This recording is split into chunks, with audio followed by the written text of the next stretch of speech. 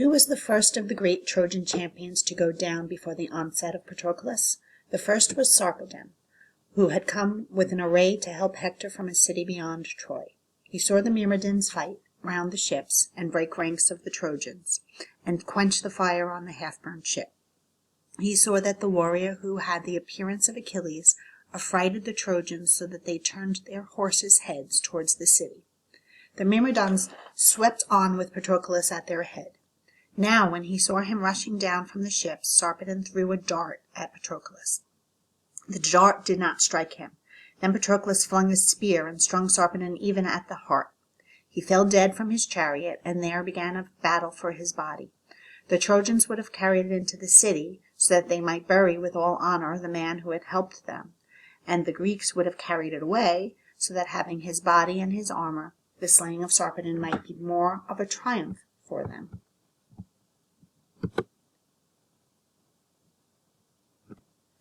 So a battle for his body went on. Now Sarpedon's comrade Glaucus sought out Hector, who was fighting in another part of the battlefield, and he spoke to him reproachfully.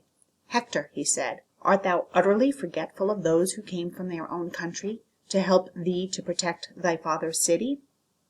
Sarpedon has fallen, and Achilles' Myrmidons would strip him of his armor and bring his body to the ship, that they triumph over him may be greater still.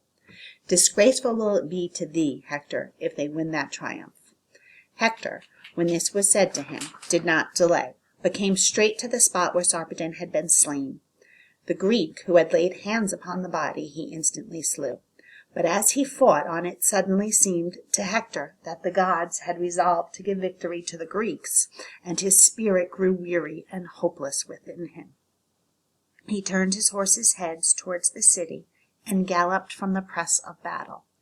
Then the Trojans, who were fighting round it, fled from the body of Sarpedon, and the Greeks took it and stripped it of its armor, and carried the body to their ships.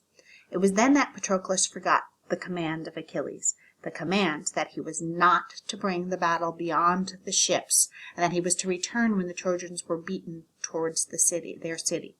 Patroclus forgot all that, and he shouted to the immortal horses, Xanthos and Balios, that drew his chariot, and slaying warrior after warrior, he swept across the plain and came to the very gates of Troy.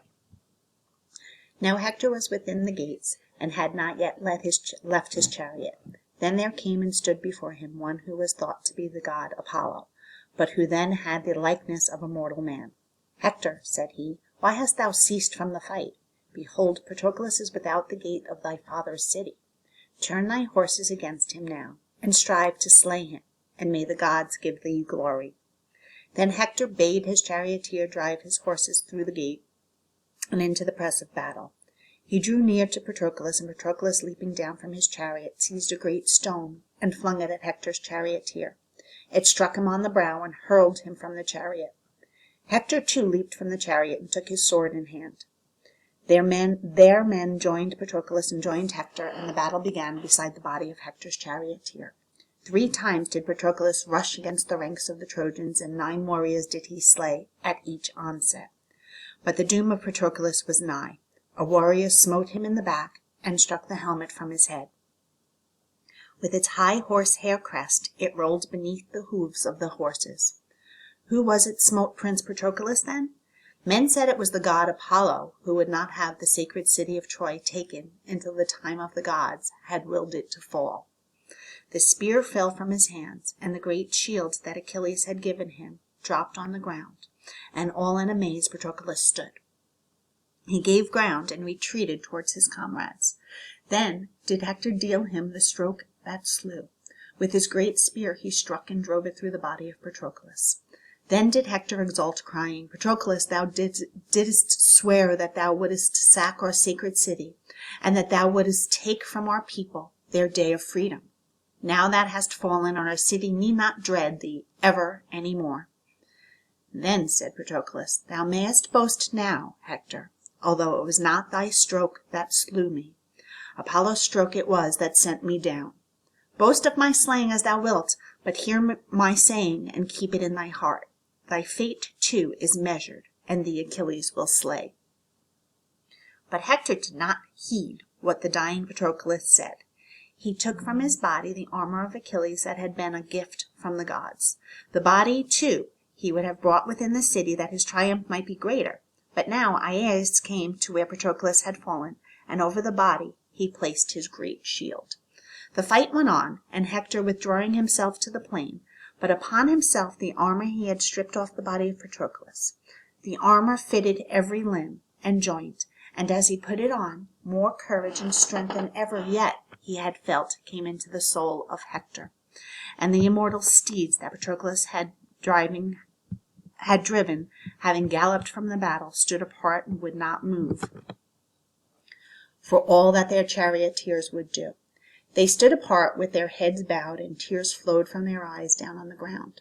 And Zeus, the greatest of the gods, saw them and had pity upon them, and spoke himself, saying, Ah, mortal steeds, why did I give ye to King Peleus, whose generations die while ye remain young and undying? Was it that ye should know the sorrows that befall mortal men? Pitiful indeed is the lot of all men upon the earth. Even Hector now, who boasteth in the armor that the gods once gave, will shortly go down to his death, and the city he defendeth will be burned with fire. So saying, he put courage into the hearts of the immortal steeds, and they went where their charioteer would have them go, and they came safely out of the battle. Now Hector, with the armor of Achilles upon him, gathered his companies together, and brought them up to the battle to win, and carry away the body of Patroclus. But each one who laid hands upon that body was instantly slain by Aeneas. All day the battle went on, for the Greeks would say to each other, Comrades, let the earth yawn and swallow us rather than let the Trojans carry off the body of Patroclus. And on their side the Trojans would say, Friends, rather let us all be slain together beside this man than let one of us go backward now. Now, Nestor's son, Antilochus, who was fighting on the left of the battlefield, heard of the slaying of Patroclus. His eyes filled with tears, and his voice was choked with grief, and he dashed out of the battle to bring the grievous tidings to the hut of Achilles. Fallen is Patroclus, he cried, and Greeks and Trojans are fighting around his body. And his body is naked now, for Hector has stripped the armor from it. Then Achilles fainted away, and his head lay in the ashes of his hut. He woke again, and moaned terribly. His goddess mother heard the sound of his grief, and she sat with the depths of the ocean. She came to him as he was still moaning terribly. She took his hand and clasped it, and said, My child, why weepst thou? Achilles ceased his moaning, and answered, Patroclus, my dear friend, has been slain. Now I shall have no joy in my life save the joy of slaying Hector, who slew my friend. Thetis, his goddess mother, wept when she heard such speech from Achilles. Short-lived you will be, my son, she said, for it is appointed by the gods that after the death of Hector, your death will come. Straightway, then, let me die, said Achilles, since I let my friend die without giving him help. Oh, that I had not let my wrath overcome my spirit. Here I stayed, a useless burthen on the earth, while my comrades and my own dear friend fought for their country. Here I stayed, I, who am the best of all the Greeks. But now let me go into the battle, and let the Trojans know that Achilles has come back, although he tarried long. But thine armor, my son, said Thetis, thou hast no armor now to protect thee in the battle. Go not into it until thou seest me again. In the morning I shall return, and I shall bring the armor that Hephaestus, the smith of gods, shall make for thee. So she spoke, and she turned from her son, and she went to Olympus, where the gods have their dwellings. Now darkness had come down on those who battled round the body of Patroclus, and in that darkness more Greeks than Trojans were slain. It seemed to the Greeks that Zeus had resolved to give the victory to the Trojans, and not to them, and they were dismayed. But 4 Greek heroes lifted up the body and put it upon their shoulders, and Aeneas and his brothers stood facing the Trojans, holding them back while the 4 tried to bear the body away. The Trojans pressed on, striking with swords and axes, but like a wooded ridge that stretches across a plain and holds back a mighty flood, Aeneas and his brother held their ground. Achilles still lay in his hut, moaning in his grief, and the servants raised loud lamentations outside the hut. The day wore on, and the battle went on, and Hector strove against Aeneas and his brother. Then the figure of a goddess appeared before Achilles as he lay on the ground. Rouse thee, Achilles, she said, or Hector will drag into Troy the body of thy friend Patroclus. Said Achilles, Goddess Iris, how may I go into the battle since the Trojans hold the armor that should protect me?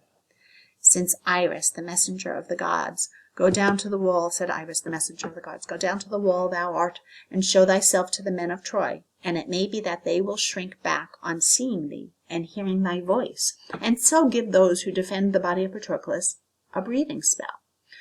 So she said, and departed. Then Achilles arose and went down to the wall that had been built around the ships. He stood upon the wall and shouted across the trench, and his friends and foes saw him and heard his voice. Around his head a flame of fire arose, such as was never seen before around the head of a mortal man. And seeing the flame of fire around his head and hearing his terrible voice, the Trojans were afraid and stood still. Then the Greeks took up the body of Patroclus and laid it on a litter and bore it out of the battle.